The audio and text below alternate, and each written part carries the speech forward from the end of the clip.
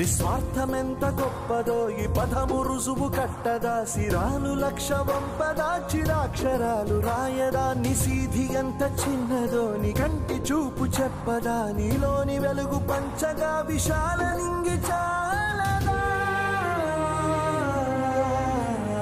మనుష్యులందు నీ కథ మహర్షిలాగా సాగదా మనుష్యులందు నీ కథ మహర్షిలాగా సాగదా